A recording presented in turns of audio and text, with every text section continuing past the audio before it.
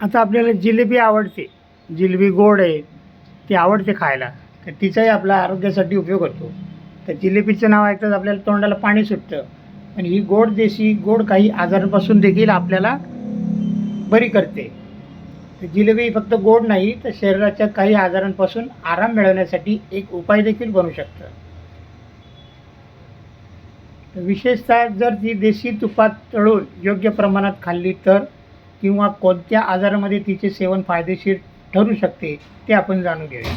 जुन्या देशी उपायानुसार गरम दुधाबरोबर जिलेबी खाल्ल्याने विषाणूजन्य तापात ऊर्जा मिळते आणि शरीराचे तापमान नियंत्रित राहते.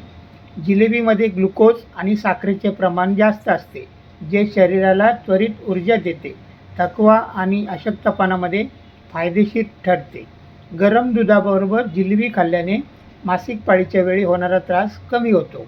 रात्री गरम दुधासोबत जिलेबी खाल्ल्याने चांगली झोप होण्यास मदत होते. मनाला आराम मिळतो आणि ताण कमी होतो. जिलेबीमध्ये साखरेचे प्रमाण जास्त असते, त्यामुळे मधुमेह किंवा लठ्ठपणाच्या रुग्णांनी डॉक्टरांच्या सल्ल्याशिवाय ती खाऊ नये.